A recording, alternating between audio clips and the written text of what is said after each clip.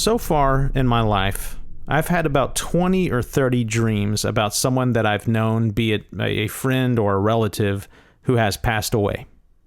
And that sounds cool, right? But the overwhelming majority of these dreams, like no joke, like a solid 90% of them, are just flat out lame. Like nothing really cool happens at all. Usually the person in question is just kind of blended into the background of my dream, kind of as an extra on the set or whatever.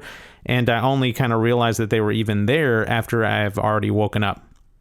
Other times, I actually do recognize them, and I try to talk, but I either can't talk, or I get too excited and too lucid, and I simply just wake up before I can say anything. There really has only been 2 dreams where I see a deceased loved one and something of any kind of significance happens, okay? Just 2. The first one happened in 2007 after my step-grandfather died. Even though I loved the man dearly, I never told him that I loved him, and that really bothered me, okay? And he passed before I could tell him, and it really just kind of, broke my heart. And so I was bummed out about it, but about a day after his passing, I had a dream, and the dream was that I was sitting on my couch watching TV, and I heard a loud noise downstairs, like the front door slamming, something to that effect, and I kind of jumped up to see what was the matter. I rounded the corner to my stairwell, and I immediately saw an old man with a flat top sprinting up the stairs, just like a World War II and Korean War era Marine would. And so I immediately knew who it was. We embraced, and I felt that signature hug that only he had, and wasting no time, I blurted out the words, "I love you." And while still in his embrace, I woke up. The second and more profound of these kinds of dreams happened on January 19th, 2022. I had a dream that I was at my childhood home. I was in my pool house sitting down on the couch, and at the table in front of me was a gaggle of my friends all playing poker or some kind of card game like that. And it was the usuals, the regular folks playing cards here, but sitting off to the side, kind of tucked away to the left there, was a friend of mine that I hadn't seen in a good while.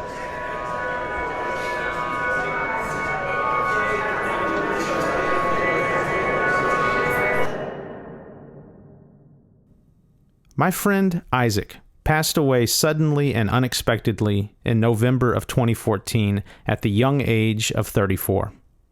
He had just finished playing a basketball game with friends, went to go get some church's chicken, and he just went. This was not only a major punch in the stomach for all of his friends and family, but an entire community as well. He was a beloved and revered teacher and basketball coach at a local junior high school. In fact, the only thing that he loved more than teaching and coaching kids was basketball. He watched it all the time, he played it all the time, he talked about it all the time. Heck, he was even buried in a Hakeem Olajuwon jersey, for crying out loud. And it goes without saying, but I'm going to say it anyway, this guy was just the sweetest, happiest, just teddy bear you would ever meet in your entire life, and he had this infectious laugh. Yes, that's his actual laugh right there. Anyway, back to the dream. So knowing that my dreams usually end before I can even utter a single word, I just yelled out, "Hey, Isaac!" He immediately leapt up from the table, we did our signature high five, we exchanged pleasantries, and I immediately leapt in with the most important question that I could come up with in the moment, which was, "So hey man, do you ever get to come down and visit people?" To which he said, "Yeah, sometimes, mostly like this in dreams." And I said, "Ah, cool. But what about outside of dreams? Do you ever get to come and visit us, like just normally?" And he replied, "Yeah, every once in a while." And then, almost interrupting himself because he was so excited, he blurted out something that had me pretty confused. He said, "What I really love is coming to see Ham Camp." And I paused, and I remember giving him a funny look, and I said, "Ham Camp?" And before I could even ask a further clarifying question, he just cut me off and was like, "Yeah, Ham Camp! I just love it!" And he started rubbing his hands together and smiling with the utmost glee, and again I was going to jump in and ask what the heck Ham Camp was, and then boom, I woke up.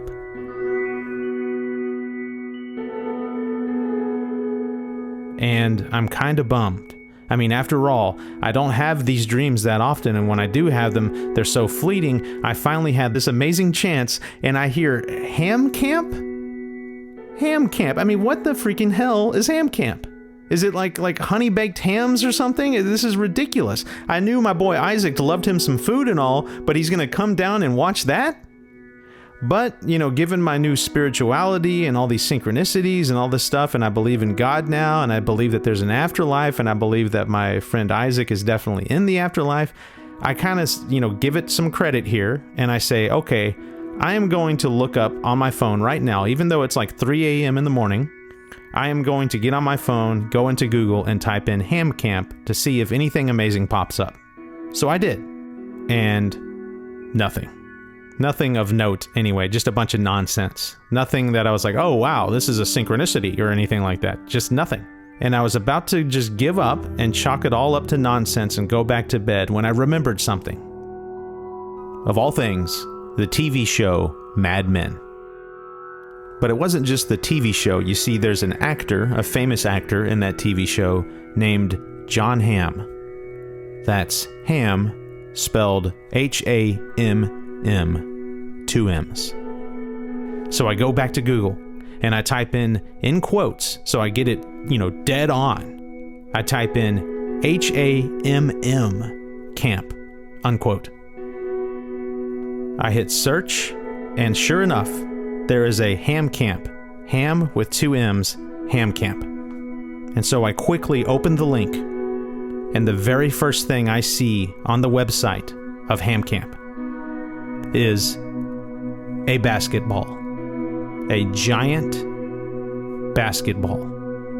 My heart immediately leapt up to my throat. But this wasn't over. My eyes went from the basketball to the tiny little blurb underneath the basketball describing what ham camp was.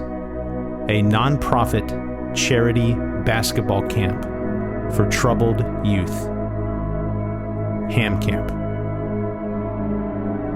If there is anything that my dear friend would come down to earth to witness, it would be a non-profit charity basketball camp for troubled youth.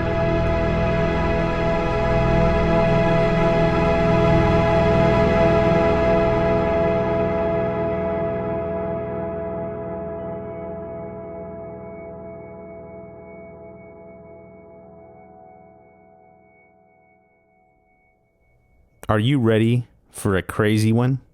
I mean, I feel like all of my trip episodes are pretty crazy. But this one, y'all, is so much happened. It's unbelievable. I mean, that's the whole reason why this episode is called Beyond Belief, because the things that happen in this episode, y'all, I mean, let me just go down the list here. Okay, so I get transported back to the dawn of time. Okay, I see a nice giant slice of heaven. I got confronted by a gaggle of evil spirits, and then I confronted them right back. One of those was a witch who was in a painting and then leapt out of the painting and tried to attack me. So many other stuff. I mean, I was fondled essentially by a spirit. That's a really funny story. And what else? I saw the creation and evolution of our universe. How about that one? And then, of course, we have this tie-in with my deceased friend, which is unbelievable. Y'all, you are in for a wild ride on this one. But I just want to kind of give you a little bit of a warning. First of all, in order to cram all of this in, this is going to have to be a long episode. Okay, I'm not playing patty cakes here. This is real serious stuff, and it's worth diving into in depth, right? So as much as I want to shorten my content to meet the standards of a attention span less society, I can't do that on this. We have to dive in deep. So this is a long one, and I've broken it up into kind of 2 parts. It's all one episode, but I have an intermission in there like I usually do with the long ones. And just to kind of give you an idea of the flow, the first half is very conceptual and cerebral in nature. We dive into very scary and intense topics, but it's more of a conceptual, philosophical kind of way of looking at it. So if you're in here for like just the whiz-bang action, definitely stick around for the second half after the intermission, because believe me when I tell you that things get freaking unbelievable. So strap in, and here we go.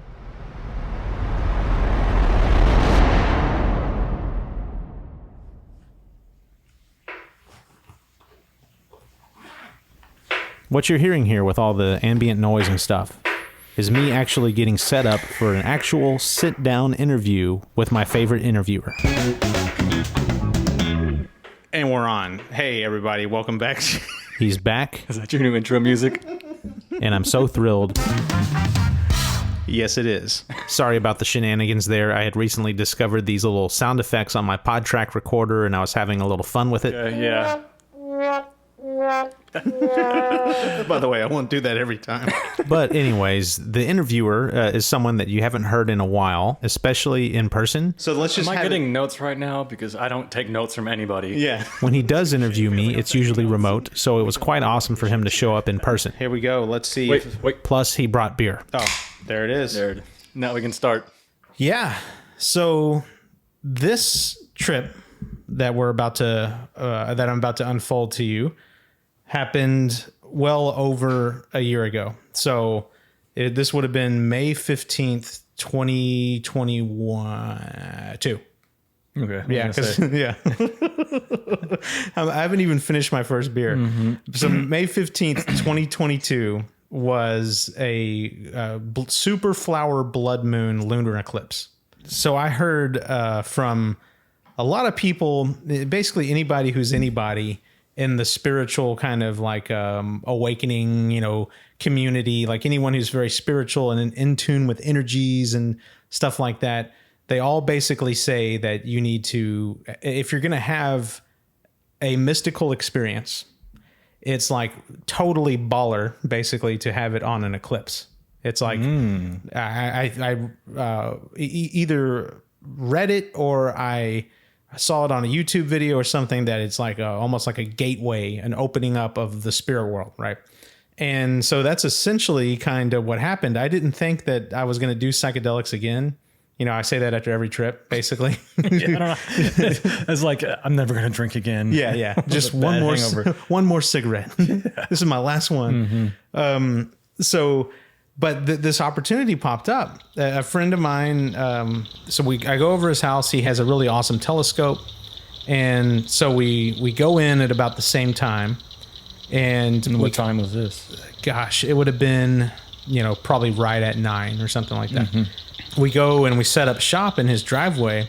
About an hour or so in is kind of when the prelude or the ramp up to the trip begins in terms of feeling and seeing things. Like it starts out with the standard stuff. You get the pressure headache, and that's almost immediately followed by kind of an expansion of your field of view. Everything gets deeper and broader, and you just can see more of everything.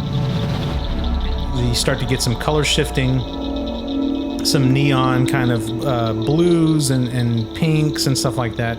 That seem to kind of paint the whole landscape.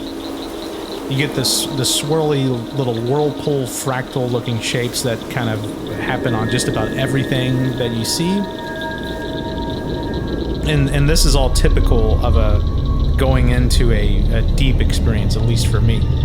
But what happened next is definitely atypical. So I grab my lawn chair and I start heading across the yard, to the edge of his property.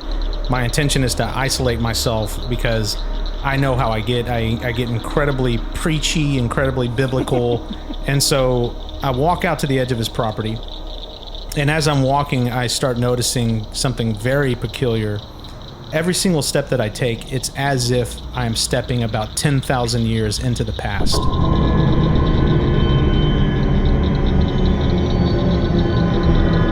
Step number 1, it's like I'm in 10,000 BC. Step 2, step 3, step 4, so and so, until I'm in about 100,000 BC.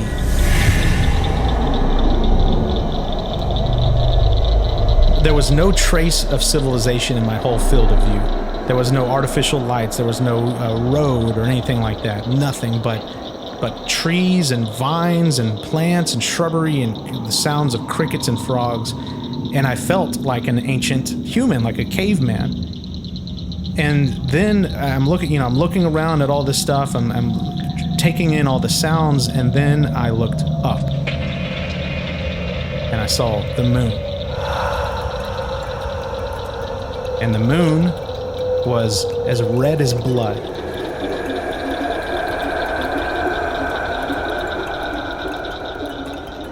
And I had this shiver run up my spine, just the creepiest sensation of, imagine you're human seeing the moon do this for the first time and you have no freaking clue what's going on.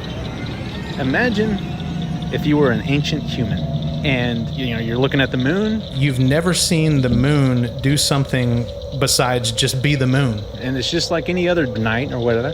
Sometimes it's full, sometimes it's not there. Sometimes it's a crescent shape, sometimes blah, blah, blah. And you're looking at the moon, and one day it's just like, well, it's going away. For the first time, it's disappearing. And it's turning red. It's freaking turning red.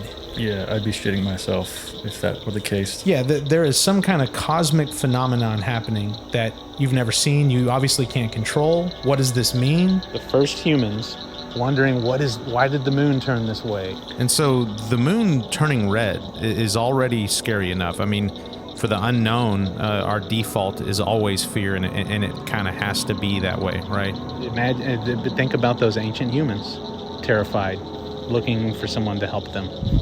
And as a caveman, I have no answer for this. Like, imagine how freaking terrifying that is. Maybe you hear some whispers of, some of the elders or something like that saying that they've seen something like this before. What was that old lady that used to talk about the moon that would turn red, right? But there's no real explanation here. There's none.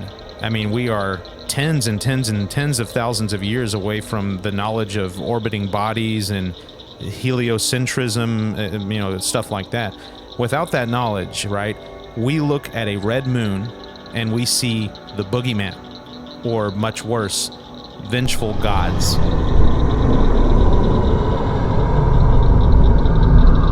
But now imagine another human coming over and saying, hey, let's say that one of the people looking at this moon is an intelligent observer that recognizes a little bit of a pattern, just enough for him to kind of sink his analytical teeth into it. I know what that is. You know what that is? He goes off and does some calculations. That's this. He basically creates the field of astronomy, and he figures out when the moon will turn red again. They have come up with this system, mathematics and stars and alignments and stuff to say, I know exactly when this thing is going to happen again. Now, someone with good intentions, right, would pass this knowledge along to his tribesmen and stuff, right? I mean, this is a huge breakthrough. Everyone would benefit from this kind of knowledge, right? Mm-hmm. But what if your intentions aren't good? What if your intentions are fixated on stuff like wealth, power, sex, or even worse by far, vengeance? All of you are this way, and I want you to be that way. And this little thing that we can't control, or this huge thing that we can't control, that's my little tool to get you to go from this way to that way.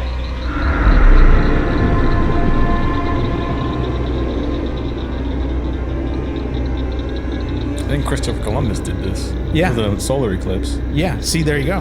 This otherworldly cosmic phenomenon involving our second most important and sacred icon being bathed in blood. You are the only person who knows when it will happen again.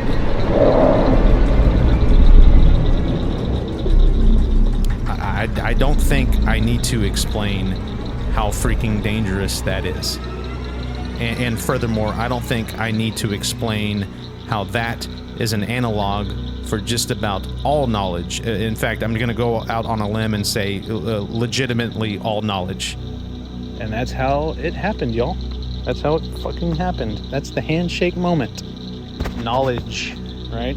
This is next level terror here. Okay, the next level. I can predict when the moon is going to do this. We've observed, we've figured it out. We've done our little calculations. Bow to me. Do you hear how freaking dangerous that is, y'all? Do you hear how mortifyingly, terrifyingly dangerous that is? It's the most mortifyingly, terrifyingly dangerous thing you can possibly imagine. You guys are like this. I want you to be like that. And I'm going to use this eclipse and my knowledge of it to manipulate the masses to do that. It's choking me up right now, y'all. I'm gargling on the words.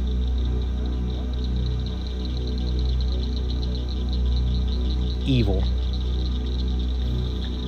So were you thinking of who might that be? Or where was your head going with that? But what I can't figure out is I know it's people involved. It was not human, for sure. They definitely had a major part in that, like the evil part of this, right? It was something cosmically terrifying. They're the soldiers on the ground, right? That wanted us all dead, and wanted to. But it wasn't just a force. It was like something that wanted this to happen. Yes, but there's something else more sinister at play, guiding those actions and thoughts and motives and measurements. There was an intelligence and an intent. And so in the moment, realizing what it was, I instantly knew it was the same old friend that I'd always seen.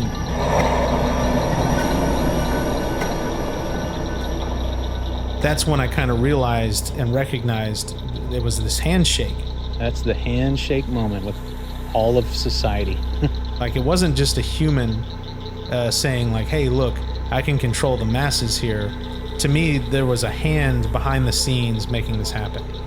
It was really fucked up, man. It was really fucked up because all of this happened in the past and I was powerless to stop it. Okay, so it's this helpless feeling that I can only kind of equate to.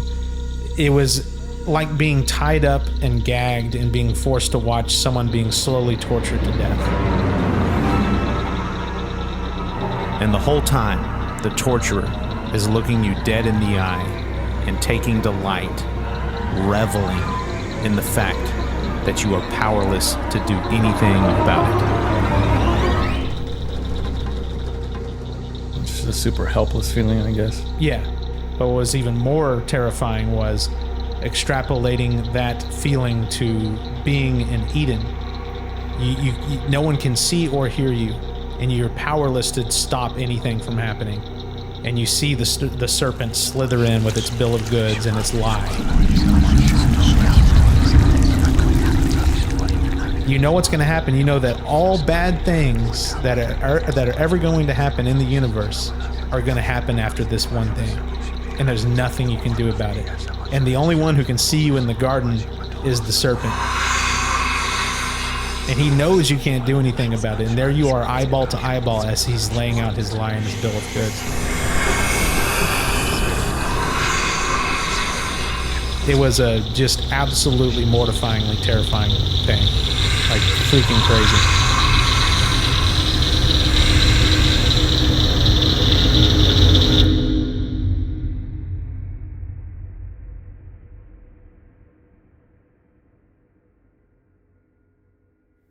Worthy fucking adversary. Yeah. Eyeball to eyeball in the mud. Yeah.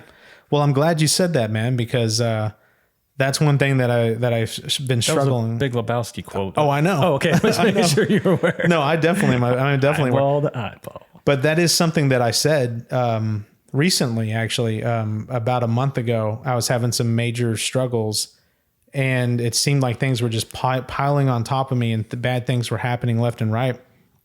And then I realized Well, one thing, I watched a video about an exorcist who was almost as if he was giving Satan props.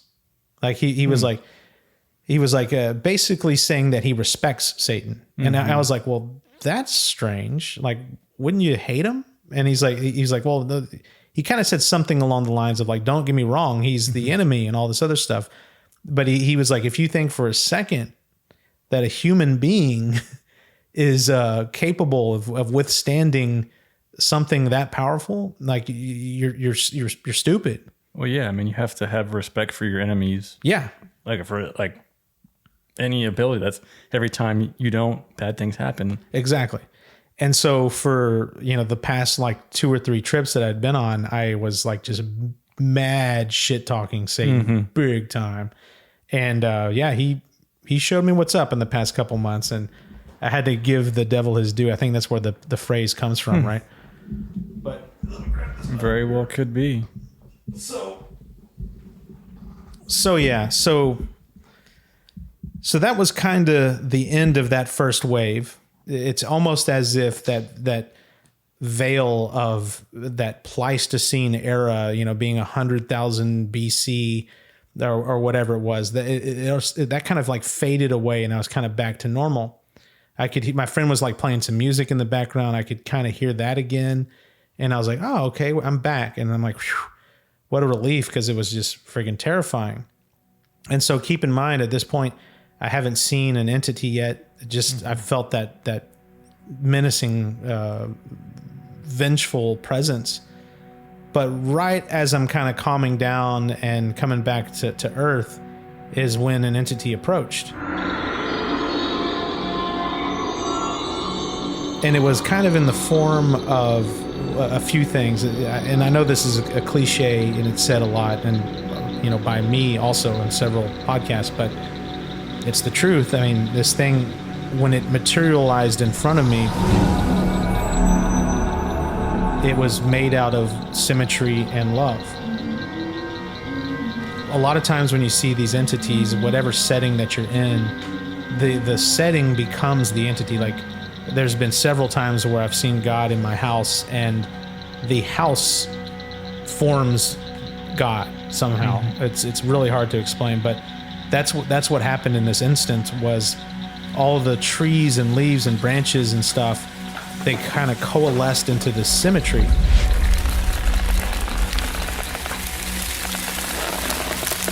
And it became this loving, incredibly warm, cozy, mother-like presence. It also was emitting a faint blue light, kind of like an aquamarine kind of color. It was this kaleidoscopic symmetry that had an intelligence in the middle of it. And again, an intelligence and an intent.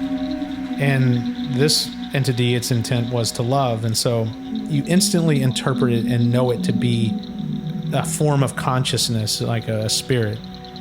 But more than any of its physical features, being geometric, shining this aquamarine color light, the most prominent feature of it was just the feeling of a mother laying down. So whenever you're a little kid and your mother is lulling you to sleep, whispering into your ear, saying sweet things, maybe giving you a little kiss on the cheek or something, and you get that warm, tingly feeling that I think the kids nowadays call this ASMR. Oh, yeah. Kind of stuff. And so you really got this very, very intimate, just like you're a 2 or 3 year old baby being laid down to sleep by your mom and tucked in. You got that feeling.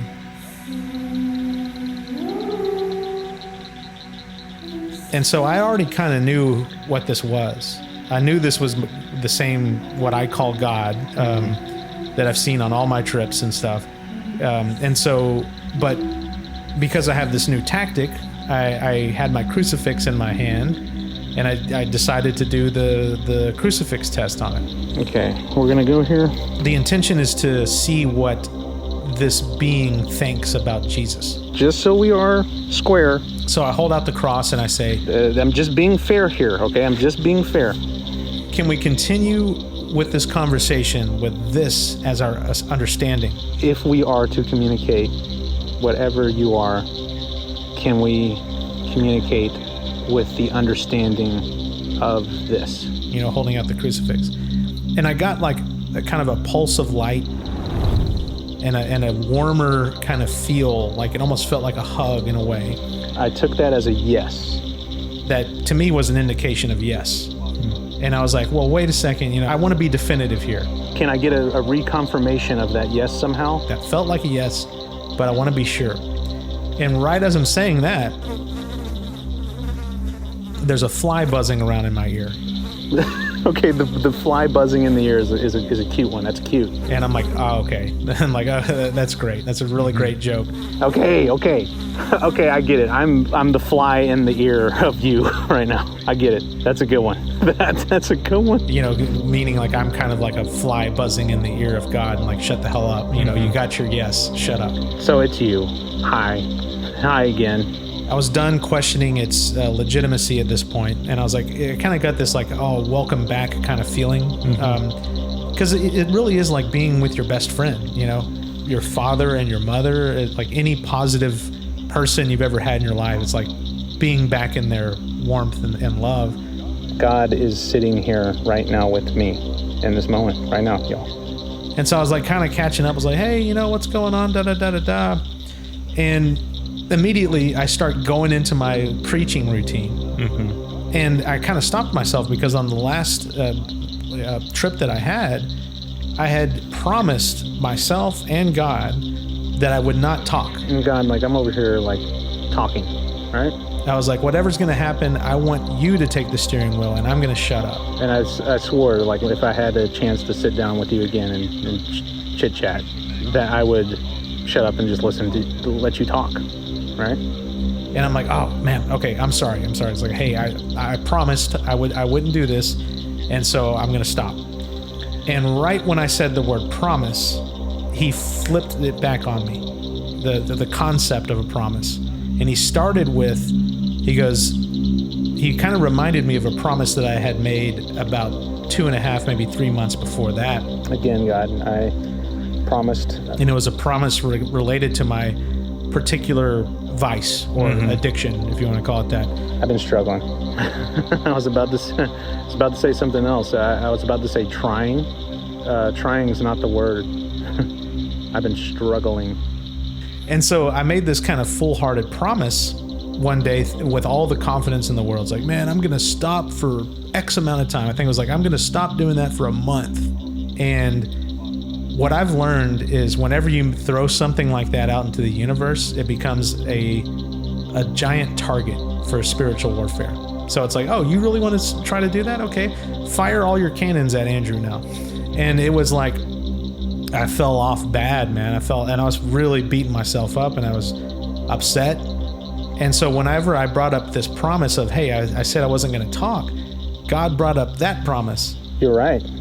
I promised. And I instantly just kind of sunk my head down and was like, yeah, I failed. I promised, and I've been struggling. I knew it. God knew it. And he showed me that. And but not in a mean way. It was not angry at all. It just is what it is kind of thing. And yeah, promises can be broken. Right? Immediately after that, he basically looked at me and asked me a combination of if I think that promises are important and do I think that they're meant to be taken seriously. And so I said yes. And his reply to that was basically, again, this isn't verbatim, it was more like thoughts implanted into you. He basically said, well, that's funny. And then in this giant cosmic whoosh, in this grand gesture, he showed me that everything in the entire universe is a promise.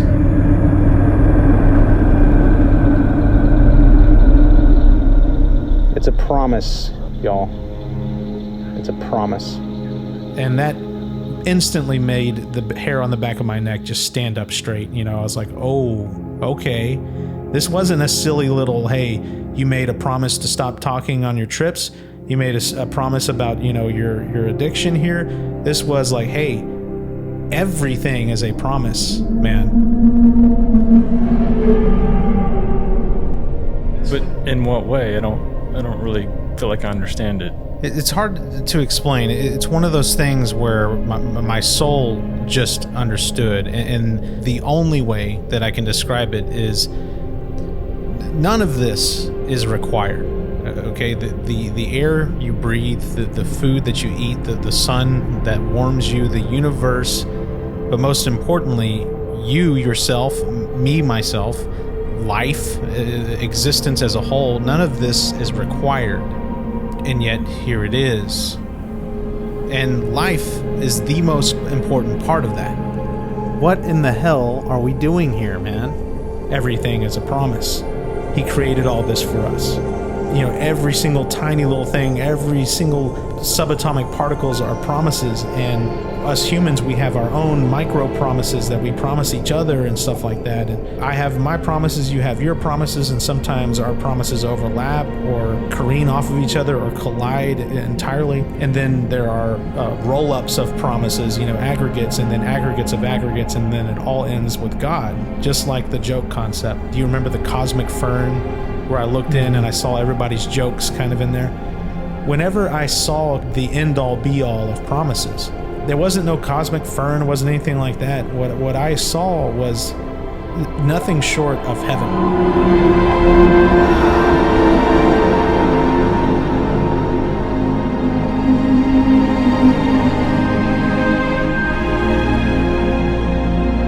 There like a visual tied to that? Because I got some questions. Yes. So it was essentially a giant river. There was so much life energy in the water, and so much love and pure joy. The only way I can explain it is water that was alive, and it was this every shade of blue that you can possibly imagine. All the shades of blue that we have in our universe, plus some ones that you can never even imagine.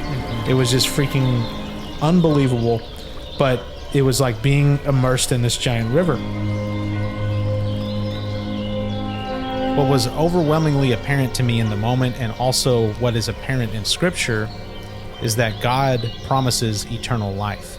And that is what I saw, a river of eternal life. Oh my God. No way did you just do that to me, good God. No way did you just do that to me. The promise. Really, God? What a beautiful thing a promise is, y'all. What a beautiful thing that is. What a beautiful thing a promise is. Men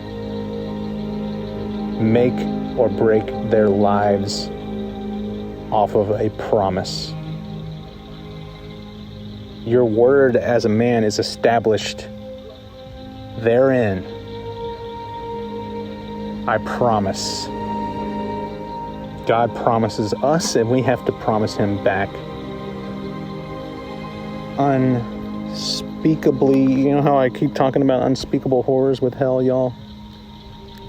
Unspeakable beauty. Unspeakable power. The concept of a promise. It's a very simple thing. It's always simple with God. It's amazing. Hey, are you going to do this, yes or no? Yes. And yeah, promises can be broken, right?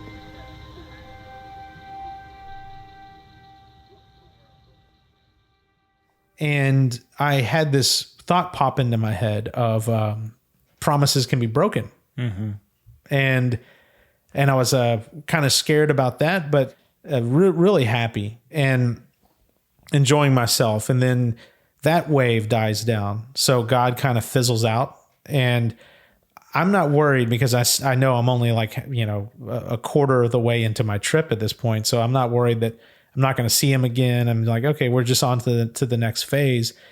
And so I'm sitting there in the middle of this field, kind of almost stone cold sober at this point. Like there's no psychedelic effects anymore. And I'm like, oh shit, I left my friend kind of chilling in his driveway back there by himself. But I'm coming across the lawn back to the driveway. Thankfully, he's just looking at the moon, not really caring what I'm doing per se.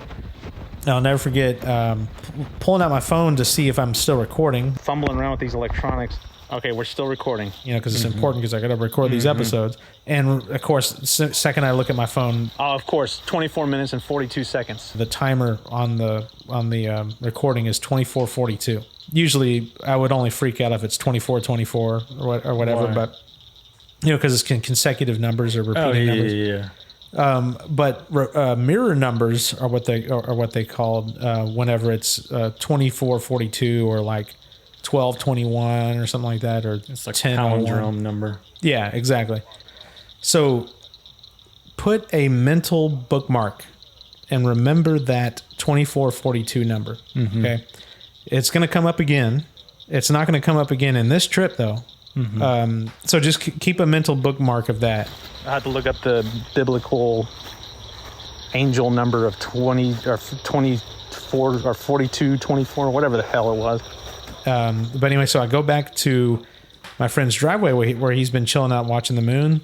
The moon's still at this point, I think it's starting to get to the point where it's the halfway mark. So it's about to go full. I don't know what they call that, apogee or something. I don't remember. Apogee. Like when the rocket, the peak, and then comes back down. Yeah, there you go. So it's like full like apogee at this point. It's about to start waning.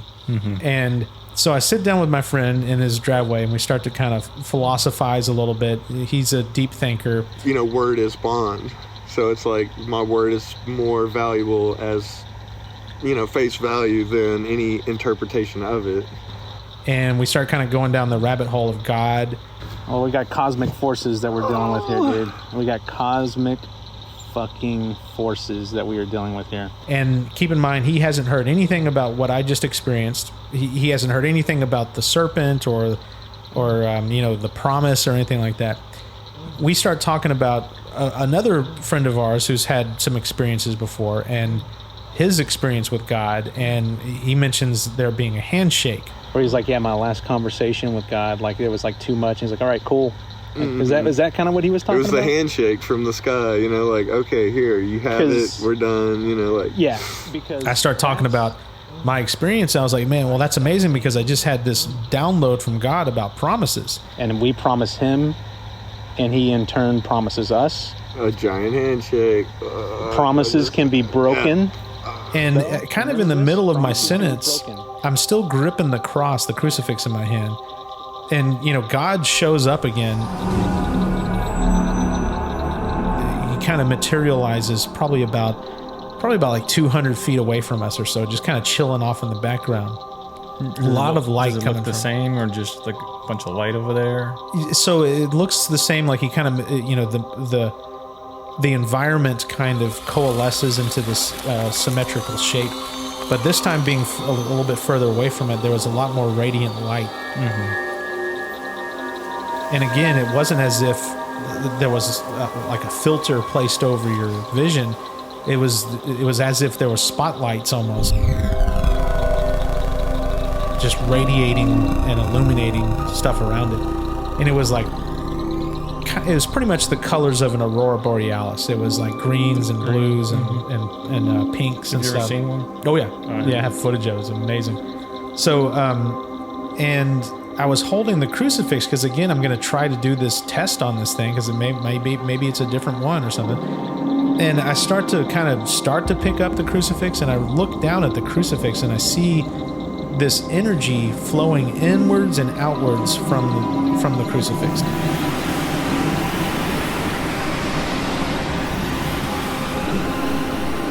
And it's this rainbow kind of shimmery, almost like an oil slick looking kind of like flowing colors and energy coming off of it. And I noticed that it was this kind of barrier.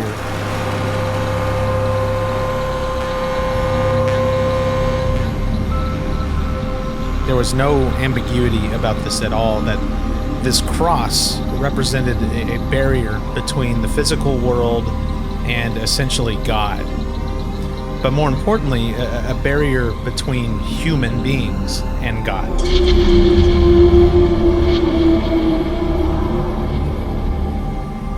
And the more I focused on this barrier, and saw the energy coming in and out, it also became apparent that this cross and Jesus is a conduit of communication, like a translator or an interpreter between essentially us and God. But more important than that, and even clearer still, is that it was not only that, but also a filter.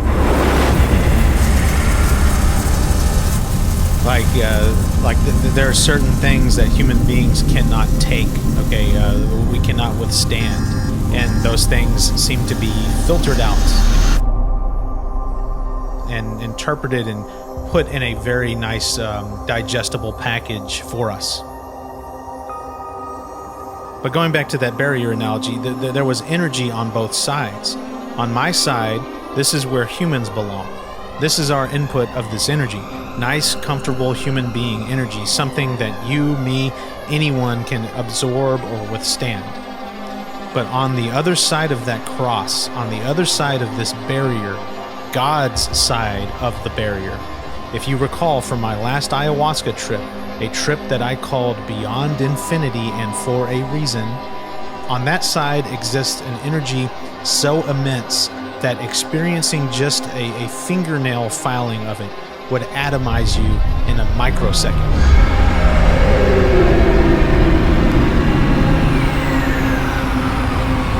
This cross, it is not only translating for us or filtering for us, it is also, and most importantly, protecting us. This cross and the man on it, it's a shield. And so putting it all together in the moment, I realized, combining all the elements here, the shielding, the filtering, the translating, looking at the cross that's in my hand, it suddenly hit me what it constituted, what it represented. It's a contract, an agreement, a handshake, a promise.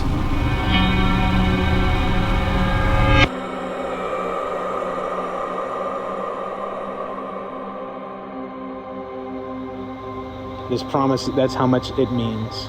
It's like on one side you have the infinite, on the one side, on the other side you have us finite creatures.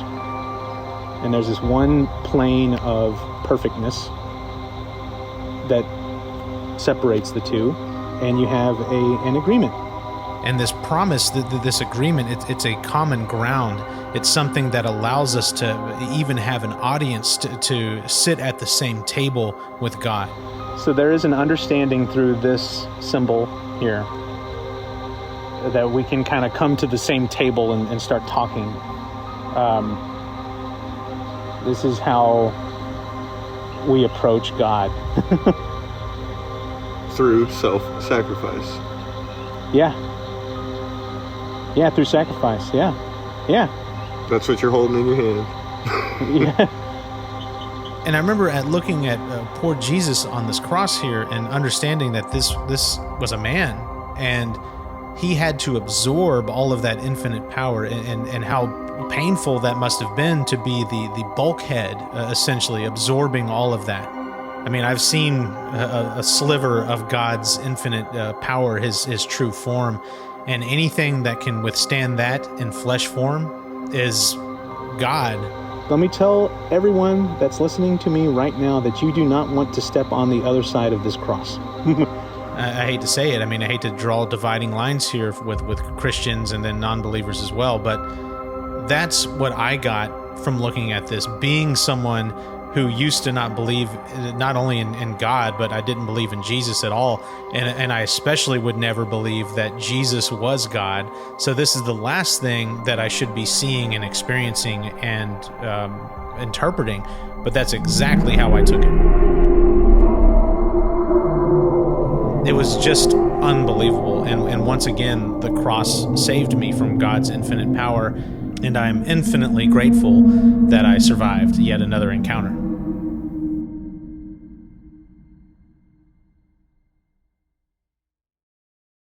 So you're looking at this man and you're like, there is no way that anyone ever can even come close to matching how amazing this man was. How perfect, how you can go down the list of just these amazing adjectives to ascribe to him. It's like no one can meet that ever. Human beings, your regular average human is not going to ever be able to reach this level of humanity. We're all doomed to fall short, essentially. And whenever I had this kind of doomed realization of like, we'll never reach that, that's when my friend and I started kind of talking about that kind of realization. Why I'm struggling, dude. I'm struggling, man. I'm freaking struggling. Yeah, every day is a trial or tribulation, right?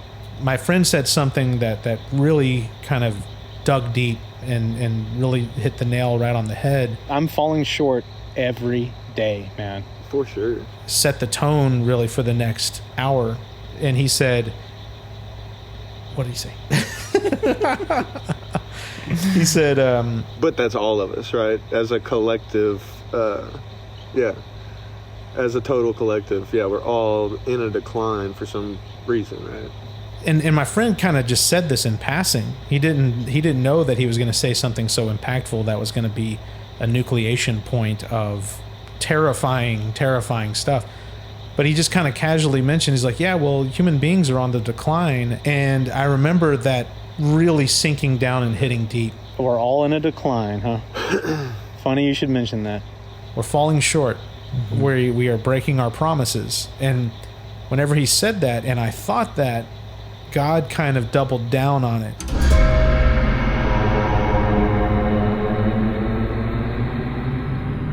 This is where it gets really stuff I can't even tell you, honestly, because I made I legitimately had a handshake with God that I wouldn't tell people about what happened next. Can you tell me why you can't tell me? Well, okay. So I don't want you to break your promise to God. I'm just, of course you pique my interest when you say something like that. Yeah, well, so let's just say that it has everything to do with human beings breaking a promise to God.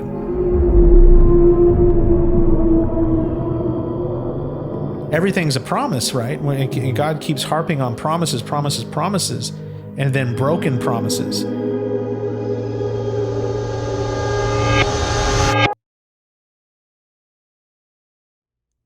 And unfortunately, this is where I have to temporarily stop the narrative. Something happens next that is utterly between me and God, okay? Something very terrifying, and in an experience dominated by agreements, he and I reached an agreement, which involved yet another handshake. Cool. Like, can we get a handshake on this? I'm going to stick out my little paw here. Can I get like a handshake? I need it, God. And even though the subject matter of this handshake was rather terrifying, the handshake itself was rather amazing. Yeah, okay. He's like, there's your little handshake.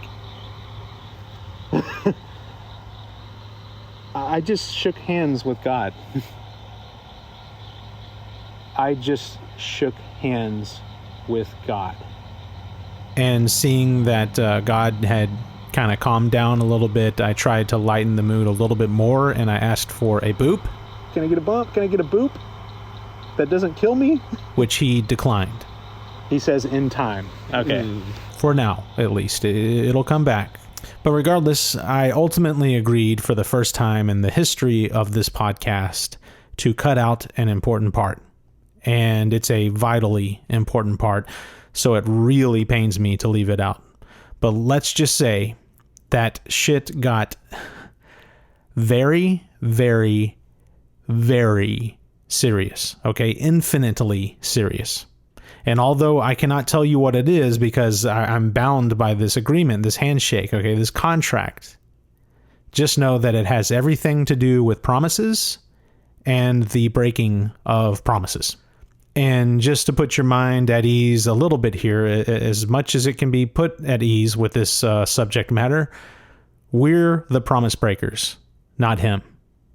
So read into that as much as you care to read into it, but I will never, ever say what happened, ever. So there's that. Anyways, back to the interview. And so after that, and remember, this is like an hour into that terrifying experience, everything's chilled out. Like God has chilled out. See, this is so God is back, dude. Well, I'm not scared anymore. I'm so grateful. We got the handshake, and now the energy overall kind of transforms into this kind of bunch of guys around a campfire drinking beers at this point. And we're all kind of talking about our problems and everything. And it was a very awesome, like, welcome back kind of thing to happen. It was as if your loving brother was next to you with his arm around you, like saying, like, hey man, what's going on? Tell me what's going on. Mm-hmm. Really awesome. It was great to be back in God's good graces and him not being pissed off.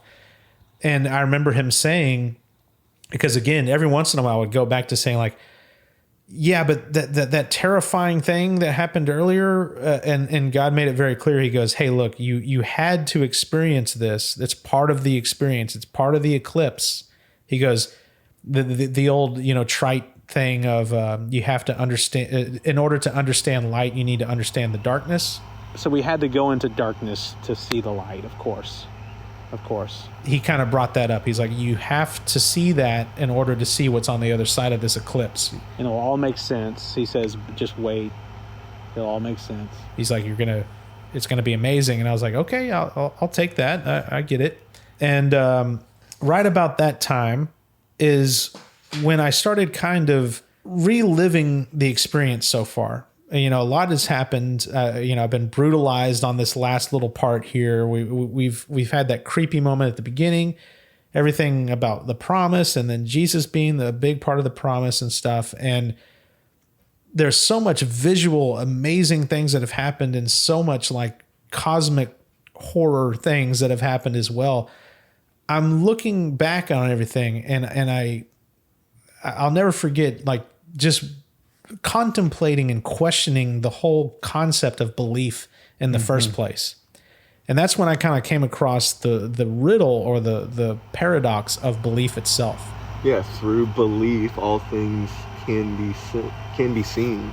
Yeah. Yeah, through him. Yeah. So have you ever seen something so amazing? It's either usually something so amazing or something so disheartening that you say, I can't believe my eyes, right? Okay, here's the deal. I'm interrupting this episode again here because, I don't know about you, but I'm kind of getting a little tired of these deep cerebral, deep thought kind of sidebars. There's like 2 or 3 more of them. And personally, I'm kind of jonesing to get to the really, really cool stuff, that happens in the second half of this trip.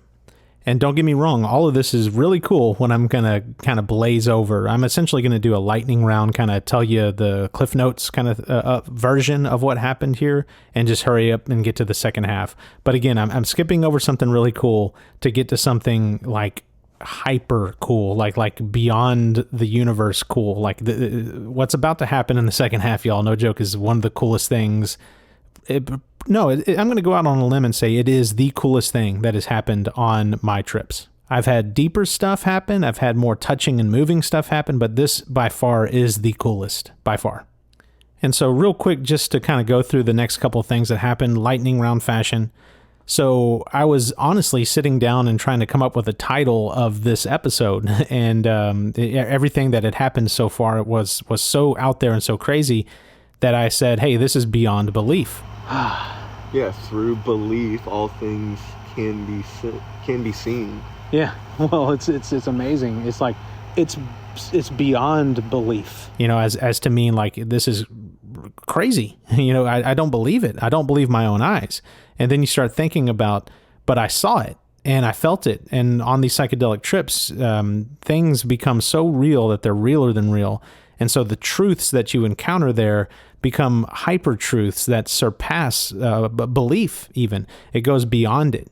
And so to me, the phrase beyond belief became something that meant something different than what it usually means. That is the most amazing turn of phrase that I've ever heard or uttered in my life. It's beyond belief. Which is a testament to how the duality of these psychedelic experiences plays out. You'll encounter concepts that you always thought about this one particular way, but then you look at those same words put together, and they mean something absolutely beautiful and universal and just something that transcends. And that's exactly what happened with this thought of belief, and particularly the phrase beyond belief, which of course is the name of this episode. And then the next really deep, amazing thing that happened was immediately after thinking that, having just stumbled upon like this, ego boosting thought of like, I am seeing nothing but truths and I am speaking nothing but truths kind of thing. It's like everyone needs to listen to me because God is talking to me and I am speaking truth. Right when that was sinking in and I felt so good and so proud, I looked right back up at the moon. And I realized by sitting here and interpreting mystical experiences that science cannot yet explain, right? And claiming that I am talking to God, I am no different at all than those initial deceivers or even the serpent way back at the dawn of human time whose intent was to deceive the masses. I am practically no different. And I say the word practically because I genuinely have the right intentions in mind. Like I'm trying to bring people to God. But here's the thing. You will never know that to be true. You are not inside of my head. You do not know my intentions. I could be doing this. I could be playing the long game here, y'all, to deceive the masses. And by the way, I could come out here and say the fact that I'm saying this and warning you about it right now means that that is not my intention. But here's the thing. A very gifted deceiver would say that to get you to believe in him more. So follow my advice from the last episode, the one called Infinite Lies, One Truth, and watch your ass, okay? I am serious.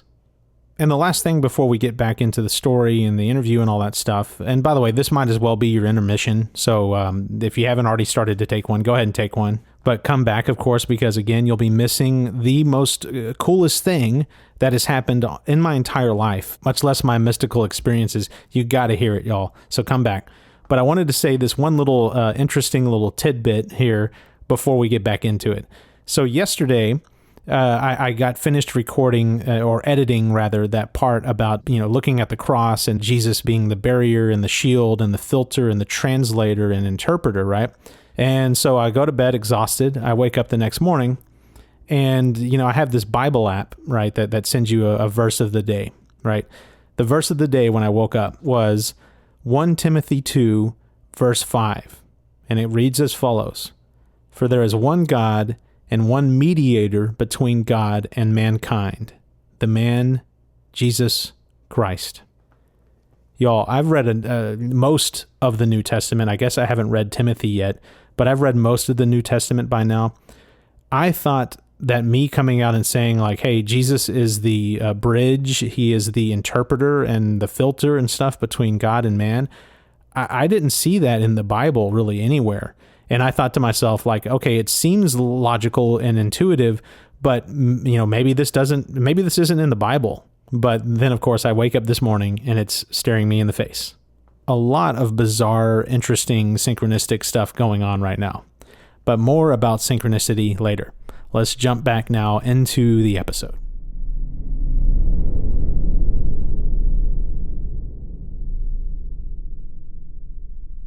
So that terrifying. So now, man, what are we up to? Like 3 absolutely terrifying kind of things that have happened on this trip so far. So, and yet somehow you keep doing it. Exactly. It's like, maybe this time it's going to be nice. Yeah. So ridiculous. So, so that wave kind of winds down, and I noticed something kind of similar to what I'm noticing right now, which is I have to go to Tinkletown. We've been sitting in this driveway now for a solid like 3.5 hours. I gotta go, and I gotta go bad. And so I go into my friend's house. I leave my phone outside because, in my opinion, I'm just going to be right, in there and then right back. In that case, I'm going to leave it recording while I go urinate. I'm sorry. What I didn't account, though, he has some critters in his back kind of like living room. There was like 8 dark entities. You could call them spirits, you can call them whatever. Wait, I like to talk about like pets. Oh, no. Anytime I say critter, I mean like an entity. Like in his house, like his house is haunted? Something like that, yeah. And have I been in this house? No. Okay, good.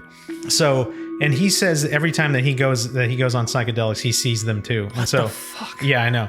He had an experience like a year before that or something like that, and he told me how in the mirrors you can see really dark, scary entities.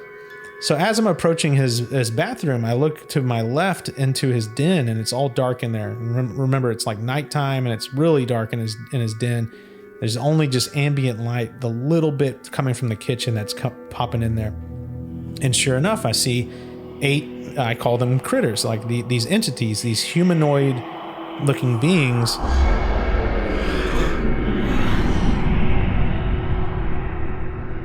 What do they look like? Just dark. They're humanoid looking. You can pick out some kind of humanoid presence. Like if you're not looking directly at them, if you just kind of notice them in your periphery, you can see a human. But when you look at them, they just become this dark shadow that's just like if you like a blob. Yeah, but you can see like they could be a human. Like they're tall enough to be a human. They were super menacing and they were angry.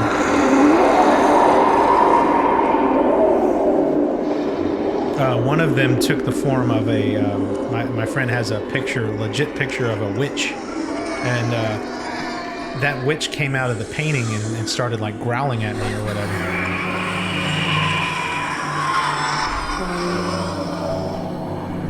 And like no bullshit, like she came out and she's like, I was like, so I got Goodbye. Yeah, so I got a very bad vibe from them. But I was like, you know what? I've been to hell, motherfuckers. I was like, I've had demons kick me around and rot from the inside out. I was like, you guys think you can scare me? And I had a crucifix in my pocket, and I was like, now that I have Jesus on my side here, it's like, what can these things do to me? And so they were all scary, and the witch is coming out of the painting at me, trying to scare me, and I just walked right in the room. They were standing like all in a semicircle in the back of the room, and there were some on the couch, and I was like, well, I'm just going to go walk right in there. And so I just kind of muscled my way through there. They were trying to scare me, and so I just sat down with them, like just sat on the couch. I basically wedged myself between 2 of them. I might have sat on one for all I know, but I just sat on the couch like right on top of them, and I pulled out the crucifix, and I was like, hey guys, just so you know, this is the team that I'm on. And I was like, you guys know that I don't wield any power in this situation, that all of the power comes from this guy. I am just as bad as any one of you fellas in here. I'm a sinner. I'm, lower than dirt. But this thing right here says that I'm not, and he's on my side for whatever reason. And then I said something to the effect of, God is pure love, and if that is so, then God loves all of you too. And there was something about what I said there that kind of, you almost felt like a sigh of relief from the whole peanut gallery there. I mean, I was surrounded by these friggin' beings. And this is amazing what happened next, man. I went and I did what people say you should never do on psychedelics. And I went directly from that, got up. None of them were being angry or intimidating anymore. They were kind of just chilling. And I went, my friend has a full-length mirror right outside of his living room there, or his little den where all those critters were. And I went and I just stared at myself in the mirror, which you're not supposed to do. Why aren't you supposed to do that? You can get locked in an infinite loop.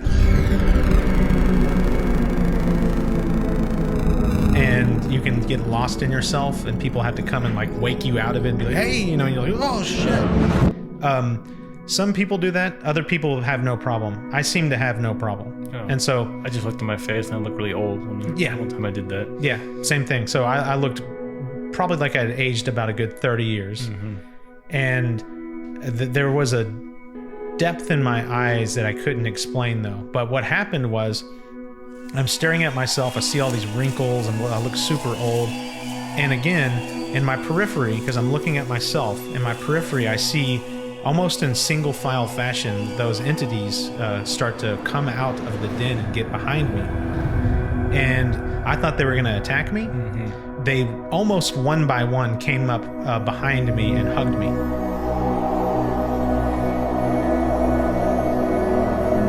They came up behind me and put their arms around me.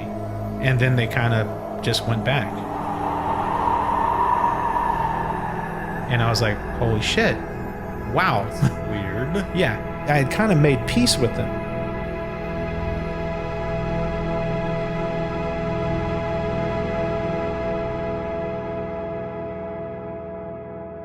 So I had kind of made some kind of weird peace with them, like some understanding. Mm-hmm. And it didn't feel like demons? No. I mean, it did. To me, well, yes and no. So they felt tortured still. Mm-hmm. Like they still felt very sad mm-hmm. and dejected and stuff. Did you get any sort of explanation as to why? No. Did you ask? No, they tried to talk to me at some point, but that's a little bit later. So, mm-hmm. so one by one, they come and hug me, and I see them kind of like fade back into the den. And so I was like, okay, I still need to go to Tinkletown here. And so I turn around, I open the bathroom. We're just gone outside. Like, I know. I don't care where we are. I know, right? And so I go into, so I turn around and I go into his bathroom. And by the way, it's really hard to urinate when you're this deep in on psychedelics. It's like the toilet, you're looking at it and you don't even really know that it's a toilet, and you see like these other holes around you. You're like, is that You probably should have just sat down on it. I know, I should have. And so, and then the sink experience is a whole other kind of like trying to turn on a water faucet and then seeing all the water. Oh, it was, and then again, there's another mirror right there. And so you see yourself again, you're like, oh, you know, and I'll never forget, I wash my hands and I'm going to, go out and get my peanut butter Snickers that I had in my bag. Mm-hmm. And it's as if the freaking entities that are in his den are having a rager in there, like just a giant kegger or something, man. Because when I opened the door, all I saw was just, it wasn't angry.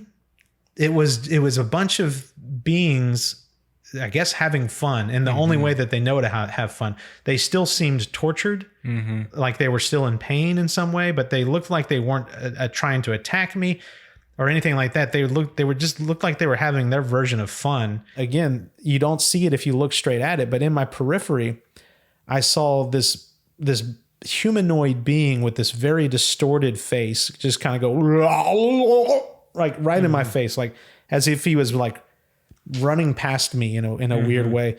The lady in The Ring, mm-hmm. the girl that comes out of the TV. No. The girl that they find in the closet. It's like the first scene of the first person who dies in The Ring. It's like this teenage girl, and they find her in the closet, and her jaw is like mm-hmm. been broken, and it's hanging down, and her face is like super elongated.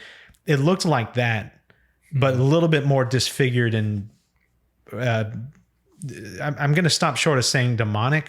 They just looked very twisted and distorted, but it got right in my face and was like, oh, and I just started laughing. I was like, guys, like, calm down here. The freaking peanut gallery here. And I go into my bag and I'm talking to them. I was like, y'all calm down, you assholes. I said something like mm-hmm. that. And I just kind of jabbing at them as a joke. Are you saying this out loud or in your head? Oh, no, out loud. There's a recording of this too. What are you guys doing, man? My friend actually brought my phone that was recording. He brought it into the thing because he wanted to move back into the house. And so there's a recording of this happen. I didn't know that it was being recorded. And I'll never forget, I was starving. I had a peanut butter Snickers in my bag. Mm-hmm. I opened up my bag. Oh, man, peanut butter Snickers are the best. Mm-hmm. So I opened up my bag to get the peanut butter Snickers. I bend over to get it, and something came up and got up in my butt. That's all I can tell you. I'm coming through here. I'm trying to get my Snickers, and you're trying to get it out of my ass here. It's as if, we were having like a core party or something like that, and someone bends over and someone comes up and like just grabs their ass like really hard, like mm-hmm. gooses them or kind of thing. Something basically did that. And I remember jumping up, and because I was screwing with them. Like, Yeah. Just like you would a friend. I'd be like, what's up, guys? Hey, y'all settle down. I'm just getting a damn Snickers in here. Y'all Yeah. quit screwing with me. And then I bend over and I feel that. And she's like, honk. And I'm like, hey. I was like, hey, man, what the fuck? I was like, dude. Yeah. I'm trying to get a freaking Snickers. Can you stop groping me, please? Come on, man. Fucker.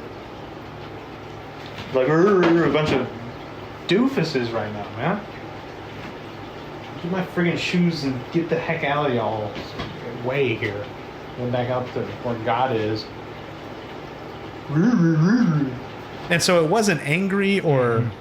I mean, I don't know if they were trying to do some kind of attack on me, but it just felt like frat boys cutting up and grabbing each other's asses when they're drunk.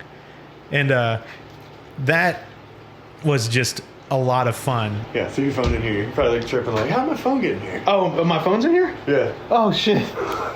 Yeah. Dude, so there's critters in here, man. Oh, I yeah. call them critters. Little Entities. in the mirrors or? Oh no, they're Just like one basically came and tried to grab my ass when I bent over. Oh, just and I was like yeah. I gotta eat something. I gotta eat. No, fuck, I can't even eat. No, we need like Gatorade. Gatorade. Yeah, what do you got? All right, you got one. I got one. Yeah, we need to replenish. Oh, shit, man. Then after that, we sit down at a table. My friend comes in there. Right about that time, those entities that were been partying, we see them every now and then on our periphery. So he sees them too. Oh, yeah. Like same number and. Oh, yeah. Yeah, big time. He sees them in mirrors. I see them kind of like, I also see them in mirrors, but I also see them if I'm just not looking directly at them. And that's what happened next is we're sitting at the table and, coming up to the table, approaching us is about like maybe 5 or 6 of these entities. There is something really trippy going on here at this table. I know. When I went back there, it's not a pretty sight back there. Oh. Like, there's a lot going on back there. There's a lot of people coming to the table, dude. Like, there's a person here, there's a person there, there's a person there, and they're all coming to the table. It looks like they want to sit down and talk with us. And they're all sitting down. It's like they're wanting to talk. It conjured up imagery of like a seance kind of thing, which I was not about to have, man. Yeah. Oh, don't give me this crap, y'all. I pulled out my crucifix immediately and was like, Slap on the table like a gun. Yeah, exactly. I was like, hey, Don't try to give me this crap. We're going to clear this through this person first. Okay?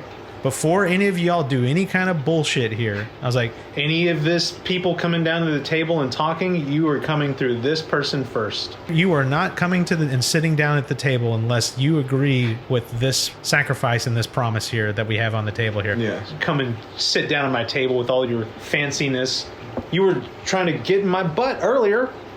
Now you're coming around and acting all fancy. Sit down and let's come to an agreement about this man first. I'm sorry to get all wrathful with y'all, but God had his hand around my heart and threatened to crush it earlier. So please pardon me if I get a little wrathful with you fellas right now.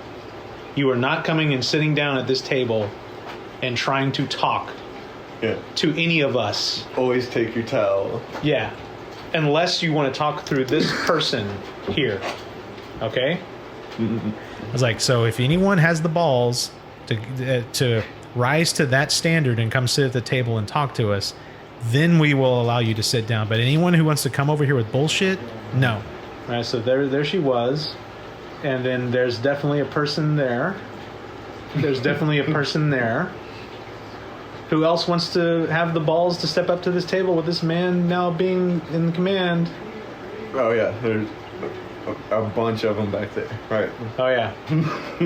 And so about 3 of them peeled off, but there were 2 that were remaining. There is someone right there. There are 2 presences that have stayed. That they basically are saying they have the balls. And I was like, because I thought they would all screw off at that point. But about 3 of them peeled off, and 2 of them were still there. And I was like, Okay. Well, then join our table. Yeah, typically for me, I just give them a nod and a wave, and yeah, I got you. Oh, we're cool. Yeah. You stay over there, you know. Yeah. Yeah, we can hang out. Yeah. And just don't try any of that butt stuff. One tried to get up in my butt, dude. Like I no joke, I was getting stuff out, and it came up and was like, whoop. I was like, hey. And dude, when I came out of the restroom, they were in my face, like no joke. They were like, like they were like drunken idiots, basically. Oh, yeah. So there's like a whole riffraff of them, like right there, and then there's like in the back. The back is that's the seedy characters. Those are the people that you go into the bar, get in bar fights with. So I don't know what you ladies are. I don't know how you can talk to us or whatever. I mean, if you're just chilling, cool, but they were just like, yeah, I've heard that before. Yeah. Okay, if y'all it's like, you want to just listen and be merry, that's cool. That's cool. I'm gonna set this down now. I'll stop wielding it as a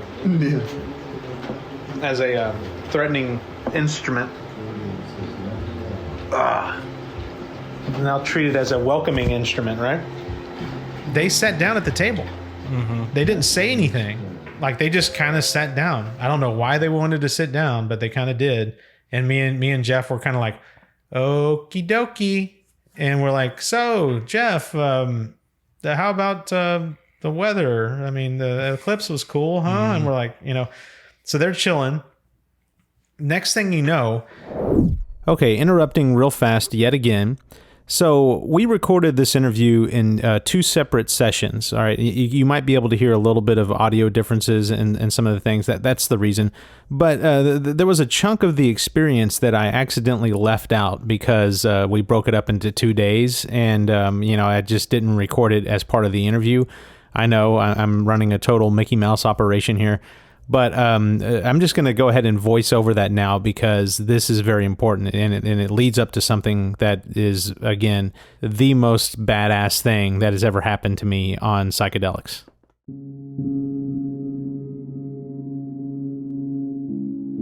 And so my friend and I were sitting at the table. We were listening to a bunch of music, just talking about various things. Because he said some guy found this screwed up deer near this river. It was in the water, and it was like something was wrong with it. One of our discussions is actually going to be in an unpacking episode after this. It's incredibly deep and a lot of amazing synchronicity there. But the only thing the guy could do was go out into the water with it and just wrap up on it and just put him underwater. Didn't really have a lot of time to unpack that whole concept in this episode. But anyway, we were talking. Those entities that sat down at the table, they never really said anything. They were just there. But I decided, I want to go back outside. I might have to scamper back outside, though, here in a second. Like, we had been in there for about an hour at that point. Soak in some of that Manville, Texas air. And I was like, I'm going to go back outside. All right, let's head back out into the storm, my man. See what's out there. The lunar storm. So I get up, and for whatever reason, I decide I'm just going to lay down in the driveway. I'm gonna veg here for I'm gonna just lay down. I just want to straighten my back out. I just want to look up at the sky. And so I laid down there in the driveway, just looking up at the sky, at the stars. The stars were out and the moon was out as well. And as I was looking up there, of course, in my periphery, this very motherly presence approached and kind of sat down beside me. Now's this motherly God presence. Oh yeah, there's definitely like this motherly warmth and love right now. But I knew that if I looked directly at her, she would vanish. I'm not going to look at her because I don't want her to go away if I do. But she's right over here. So I just kind of kept fixated on the sky. And then shortly after that, I heard basically what I can only amount to her speaking to me. And she said the words in this very beautiful feminine voice. She said the words, "Don't disturb the stillness." Don't disturb the stillness. Don't disturb the stillness. Let me see. And I didn't know exactly what that meant, but how I reacted was I just stared at one star in the sky and just locked my vision on that and didn't break concentration. And when I did this and I focused on that star long enough, a whole complete metamorphosis of everything around me and surrounding me. But basically, the whole universe kind of morphed. Whoa. And for a moment there, it felt as if I had popped through something, like I had entered into this photograph, this still photograph. It's like it's the negative of everything that opens up. And it felt like I was kind of stuck in time and in the middle of the cosmos as well. Holy moly, that is amazing what I'm looking at here. Yeah, you basically that is amazing. It's the negative space. Like you look at a negative on a photograph, it's like that. But the crazy thing is the second that I broke my concentration, that I, moved my eyes away from that star, all of that disappeared and I was just back in regular reality. All right, let's see if I can bring that back. But what you do is you relax, you ease into it. You don't disturb the stillness. And you look past it. And when you do that, there comes this point where everything kind of like locks in. And then if you just drift a little bit beyond the locking in, you can yep, there it is. It opens up to this whole negative space. Let me try that again. Let me reset. Okay, so we're at a blank canvas. All right. Don't disturb the stillness. Ease in. There's this moment where things lock in. It's right about there, and then you kind of whoa. It's hard to explain, but everything kind of locked into a lattice, if you will. And I saw these very geometric patterns, mostly triangles. It formed like this three-dimensional polygon kind of thing that seemed to surround the whole field of view, seemed to surround the whole Earth. Whoa. Whoa.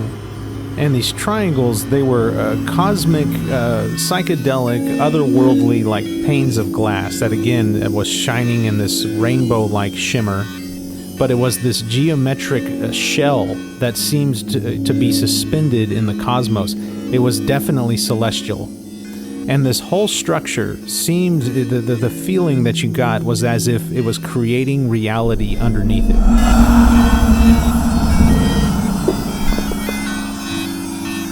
But all that is an approximation. That's the best I can describe, which is only about 40% of it in totality. It was just amazing. Holy moly, that is amazing what I'm looking at here. That is amazing.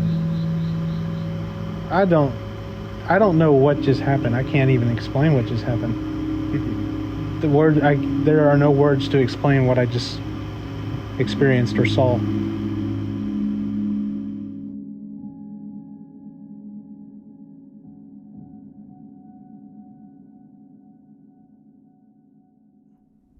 So if you think that's the badass part, all I can say is that it's not. This part coming up is the badass part. And we're going to jump right back into the interview, but before we go there, I'm just going to kind of catch you up. So I'm laying in the driveway, that amazing kind of lattice structure or whatever, and locking in and popping into the negative space and all that stuff. I'm finally out of that kind of experience. I basically sit up and just kind of start staring at the concrete. And that's when I start seeing things in the suspended like pebbles and rocks and stuff that are in concrete. I started seeing kind of patterns and stuff in them. And that's where the next amazing wave starts. So I go to that same patch of concrete in his driveway, and there's a crack running through. I'm like sitting right on a crack of his driveway. Didn't really intend. And what I noticed when I sat down and kind of locked myself in, I stared past the concrete and kind of everything started to fade. Then I started to see a pattern. And the first thing I noticed was basically what looked like slime flowing from this crack. Oh man, this is weird now. Everything is like this slimy soup. This is the part that was really scary. Was it looked like it was coming from me. It's like a river of slime that's falling from me. Right, so it looked like, because I was sitting on this crack. What color was it? It was like glowing. It was like glow in the dark, but really faint glow in the dark green. Like not super bright, just slightly glow in the dark green slime. And it started flowing out of this crack, and I'll never forget this. I don't know if this was real or if it was a shared visual, because my friend who was also tripping saw the same, or claimed to see the same thing that I saw. But this slime flowed, and then it hit the edge of his driveway, right where he had like kind of the porch, and then right when it hit, a daddy longleg spider popped out. What in the world is that? Is that a bug? That's a freaking daddy longlegs. And I was like, holy shit, do you see that? And I pointed to it, and my friend said he did too. Could have been a hallucination, but I think it was real. It looked... there are times where you can discern what's real and what's not, and that looked real to me. Holy moly! There's your son. But the crazy part is the second that slime hit that edge and the daddy longlegs popped out, the whole landscape of the driveway just started erupting in this violent, frothy... the only way I can describe it is complete upheaval.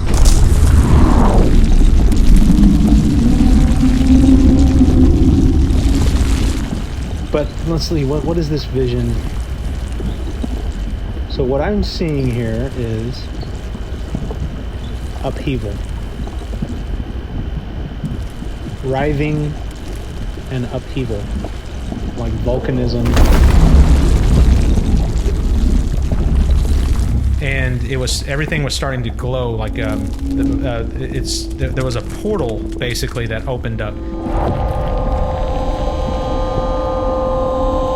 About twice the diameter of a basketball, maybe a little bigger than that. And it became this glowing, very vividly bright section. It's as if someone had shined a spotlight right on that specific part of the driveway. And it became very clear to me that this was volcanism. I was looking at just what I could only... What do you mean by volcanism? Like volcanoes? Volcanoes. Oh. And so it was the whole earth was molten and frothing and this violent upheaval. Whenever the earth was forming, it was a constant barrage of asteroids and stuff, to where basically the whole of the earth was molten. And specifically the crust was just constant volcanism and upheaval and stuff. And so that's what I didn't know what I was looking at. I just knew that it was violent and volcanic looking. And I still didn't know I was looking at Earth. I just saw that and I was describing it. And then all of a sudden, all of that violence kind of stopped and kind of like froze into place. And now everything's frozen. And what I saw, the volcanism kind of like froze, if you want to call it, into land and continents. And with the crack in the driveway, it formed this perfect like river. And as I was watching that, you saw that continent, kind of get eroded. And now, and stuff is starting to wither away and get eroded away. Yep, okay, this is all making sense. And then more erosion, and you saw like a deep, that river becomes a giant deep canyon, and then just erosion and building up of mountains and earthquakes, and you're seeing this all super fast. And that was going on for a solid 2 minutes of just erode, build back up, erode, build back up, erode, build back up. This is amazing what I am seeing right now. But all the stuff I said before that was negative, right? So now I'm seeing life, and now I'm seeing trees and forests, and holy shit. Oh my God, there's friggin' trees and forests, lush greenery, tropical oases. Dude, this is holy moly. And now there's a lot of time passing. Countless eons. Erosion. And then that's when I saw what looked like cities appearing. Oh, there's your cities. Yep. There's humans with all of our BS. And the cities, I basically saw what looked like Manhattan, and I even mentioned it. Okay, so now we got these established cities. I can see the bridge. Oh, this is unbelievable. This is unbelievable. I can see I can basically see Manhattan right here. And cities were only around for like, I'm talking like a blink of an eye. It was this whole vision at this point is now about 3 minutes in. Cities were there for maybe a total of about 5 seconds or something. Okay, so we're cycling through humans, right? So I'm getting some more erosion. And then it all of a sudden the lights got turned out. And we're back to green again. And we're back to everything being beautiful. Like but now, no, that's not what it was. That's not what it was. No. This went from being something natural to being something supernatural. And in place of the cities that I saw these psychedelic energy shapes.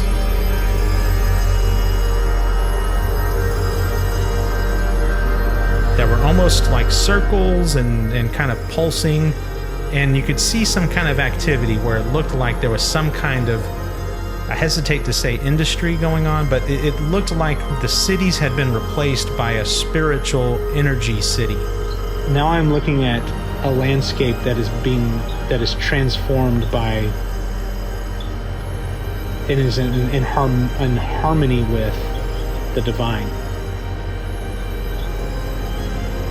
Look how beautiful that is.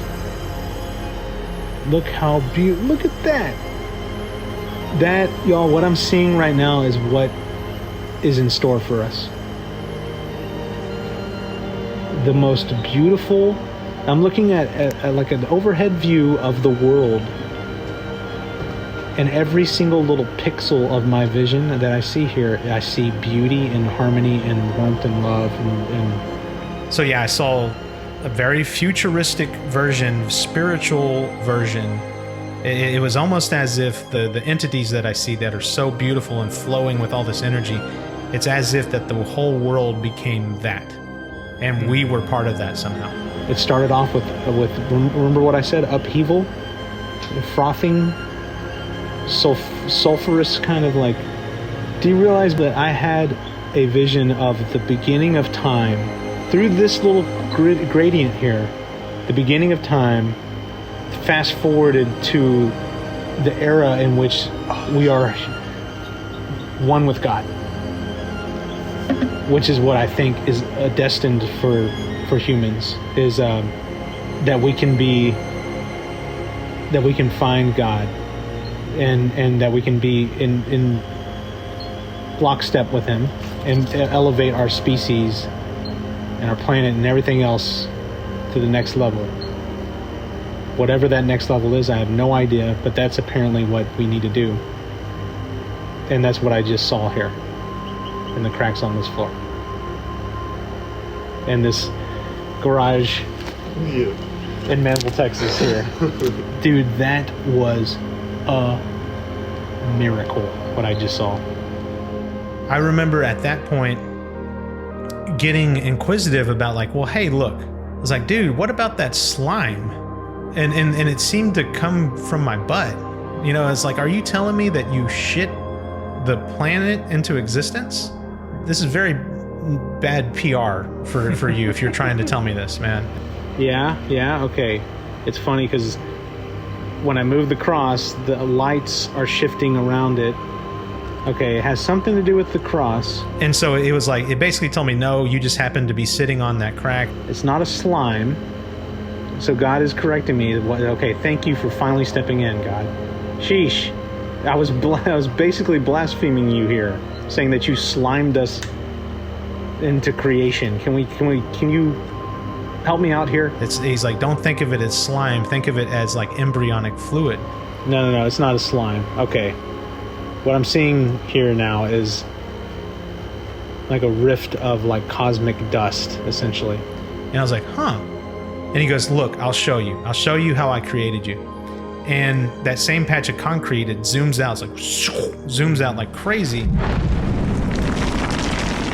And I see a whole bunch of little specks of white, like bluish white. Some of them are kind of like maybe yellowish white, but mostly bluish white, kind of like specks, and they're all floating around in this big soup-looking thing. It was almost as if God had this giant cauldron of soup, like a stew or something.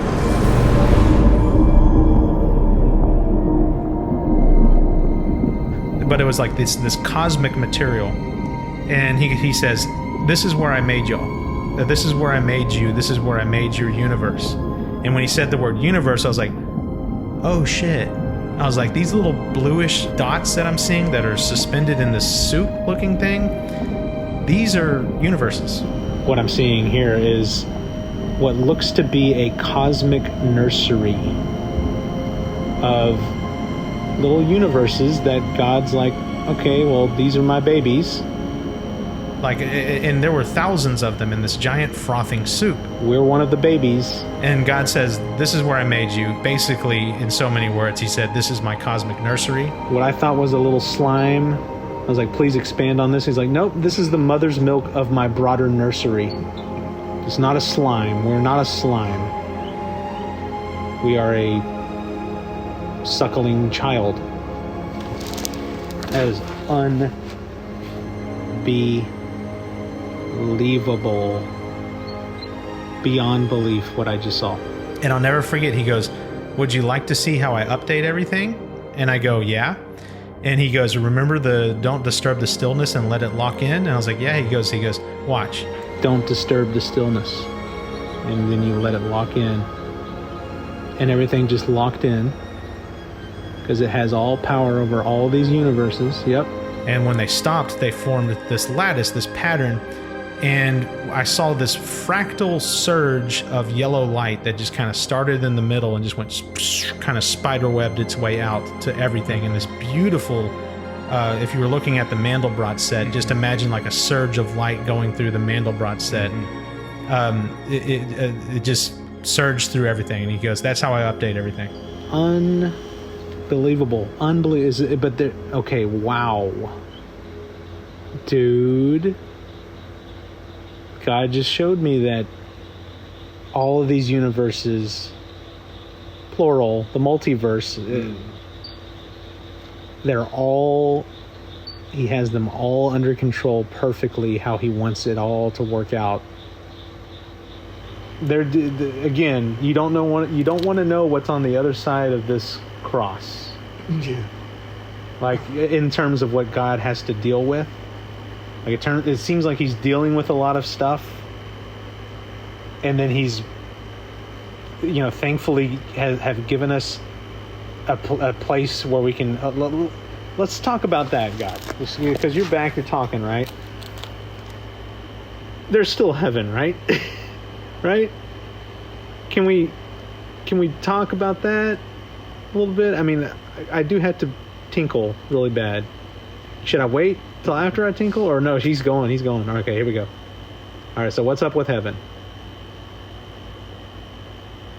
Okay, everything was flowing and it stopped. Okay, so we're looking. Okay, I'm looking deeply here.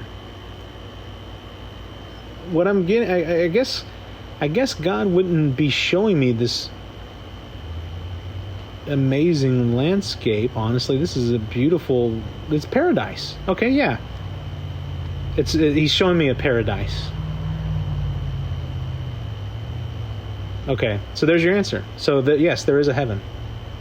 And so for such an immensely powerful being to have all this other stuff going on, and he still sets aside a little place called heaven for us. It's like you get on your knees and you worship. Yeah, look at this beautiful, lush greenery, and it's like the Garden of Eden. Yep. Of course it is. Of course it is. Of course it's the Garden of Eden. Why would it be something else? So there is a heaven. I guess I just saw it, which is amazing. I don't know, like which one do you count as more amazing? Seeing heaven or seeing the infinite cosmic nursery? That was my seeing the universe, amazing kind of situation. And then immediately after that, we go into my friend's house. I'm like, hey, it's been a long time since I've checked my phone. Let me just pull my phone out and look at it. And you remember the story of the dream I had about, right? About the ham camp? Yes. So the day before I tripped there, I posted that story. I just did a post about it. I was like, oh my God, I wrote it on his page. I was like, anyone who's friends or family with, you're not going to believe this is unbelievable. I tell them the whole story. I put the link there of ham camp, and people are like, oh my God, this is amazing. So another guy's like, yep, a youth basketball camp, for troubled youth is like, this is exactly something that what do I call him? Isaac. I think I said a few times. But yeah, he's gone. Like, yeah, well, still, I don't want someone to be like, how dare you bring my dead blah blah blah and associate him with. So Isaac, so I post that thing on Isaac's page, and people are commenting and stuff. And so I hadn't checked my phone in a good while. I was wanting to see if maybe my wife had messaged me or something. And so I open up my phone. Very first thing I see is a message from one of a mutual friend of me and Isaac's. This particular friend, they had a little bit of I'm not going to say a falling out, but they had a disagreement kind of thing where they didn't talk for a couple years surrounding Isaac's passing. And she always felt sad about that, specifically because she wasn't able to reconcile with him before he passed, and it tore her up. And then, so I open up my Facebook Messenger, and there's a message from her. Ladies and gentlemen, a dear friend of mine just messaged me on instant messenger, Facebook, whatever, technology BS. I told everyone in this Facebook group this amazing dream that I had about my dear friend who passed away, who visited me in this dream, and talked about this place called Ham Camp. And I thought he was talking about like honey baked glazed ham. I was like, it's like a troubled youth kind of giving back to the community charity basketball tournament and like camp. And I sent that out to all my friends on the Facebook. I was like, oh my gosh, y'all, like really did, like, he definitely visited me, and he tells me that he visits us also, so on and so forth. And my friend just messaged me something about visiting her today. Let me see what she says. She says, visited me tonight. I am in tears of joy and amazement as I type this. In my dreams, I and someone else were sitting in a room hanging out. It was kind of like a hotel room. I think I was frantically looking for something, not sure what, and didn't really engage with or the guys. Finally, I went up to I can't remember exactly what was said, but we very happily said hi to each other, and I apologized for how everything ended and told him I loved him. He smiled, and we hugged, a big squeeze type of hug. Not quite sure what happened next, but I guess we said bye, and I turned around and started walking the other way. And it was almost like a mini Grand Central train station with people walking around, finding their way to their loved ones. Oh my God. I stopped and talked to a man, and I asked or said something about how they get to go around and visit people. The man smiled and said, yes. And I responded, hold on. This is getting emotional. This is so cool. I woke up very shortly after that in tears. Thank you so much for sharing your experience. Wow.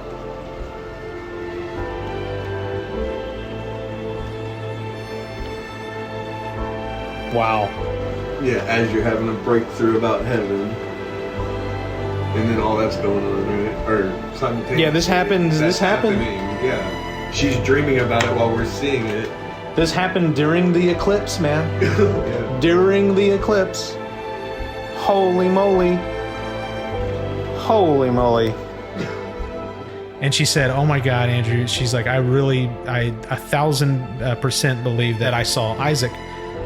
And I basically told her, like, yeah, I mean, God is freaking real. I mean, it happened basically around the same time, because I cross-checked the timestamp. Mm-hmm. It happened basically the same time that I saw Manhattan on my vision of, God showing me the evolution of the planet.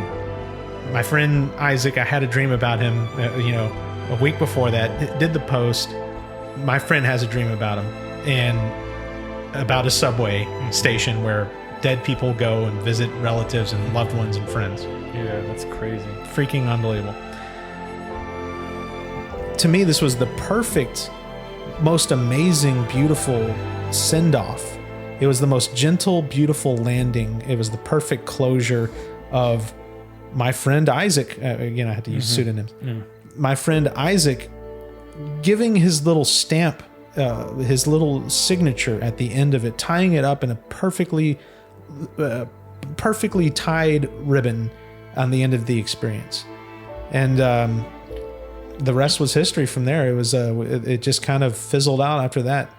The psychedelic effects had worn off about the time that I got that message. And so it's not even, I mean, of course it wasn't part of the psychedelic hallucinations or whatever. It was just folded in as part of the overall experience. And that's what's so amazing to me about these psychedelic experiences, is that reality is in, like, real objective reality. Now I put real in quotes because what is real? You call it materialistic reality. Yeah, what we consider. Yeah, what we consider real. What, the average person will say, "Oh, this is real. We can see it, observe it." Yeah, that real reality, quote unquote, real reality, materialistic real reality, is folded into the experience in ways that I don't think can be explained through just mere happenstance. But again, that's just me. So, gotta have faith.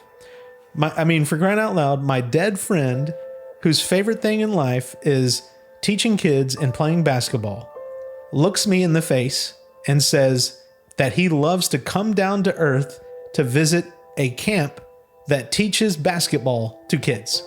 That you'd never heard of. That I've never heard of. And it doesn't even sound like a basketball camp. Doesn't sound like a basketball camp. And then come to find out, I'm like, why Pennsylvania? Why would he go to randomly? There's basketball camps all around Houston. Mm-hmm. So a friend of ours from high school that was good friends with Isaac now lives like a couple minutes down from that friggin' ham camp place. Oh, wow. And so I'm like, well, shit, maybe he went and visited her. And I don't know. Was it the friend that texted you? No, that, okay, yeah, the different friend. But to me, it's just like, how much more do we need to sit around and try to pick this apart of like, it was all just in your head, or it's probabilistic happenstance and statistically blah, blah, blah. People that say that are just arrogant. They want to be able to explain everything. Yeah. Or they've just never had an experience like that. And I pray that they do, because I was like that. I was the statistician kind of like science guy until I had something that can be still explained away through statistics and happenstance happen to me that made me question the whole paradox of belief and happenstance and statistics and magic and all that stuff in the first place. And that's the whole point. The whole point is faith. The whole point is belief in the face of having an otherwise plausible explanation. It's like, no, I know it. I feel it. I've felt it. I've experienced. No, this is what I believe. It's beyond belief. That's right. Trip 12 in the books officially. Man, this was an epic trip, right? I mean, this one had more waves in it than the Pacific Ocean, or even better, this one had more waves in it than quantum mechanics, okay? And that's a lot of waves, people. But anywho, I wanted to thank each and every one of you for a few things. Like, number one, waiting so long for another episode. Like, literally, the last full throttle episode with all the sound effects and music and all the bells and whistles has, no joke, been about a year ago, maybe even a little more. Okay, that was Trip 10 Beyond Infinity. If you haven't heard it, go listen to it. It's amazing. But anyways, thank you for waiting so long. Thank you for hanging in there. Number 2, I wanted to thank everyone for supporting long-form media, okay? Everything in media is relentlessly pushing for shorter across the board. And I don't know, I feel like I would be doing everyone a disservice here by only lightly touching on certain things, or even worse, cutting certain things out altogether. I mean, that's not cool at all, in my opinion. So thank you for listening to the whole shebang here, okay? And lastly, I wanted to thank you for being you. If I could hug all of you, I would, but I can't. So do me a favor, do yourself a favor, and hug yourself. Because self-love is the most important thing. It all starts with you, but then pay that forward, y'all, and then go find someone else to hug and hug them. Engage in more hugging all around. Anyway, before we leave, just a couple of housekeeping things here. There is another Trip episode coming around the bend at some point. I'm also working on a major project about astral projection. I'm actually trying to turn that into a 3-parter. It's going to be just amazingly epic, but I always change my mind, so we'll see how that goes.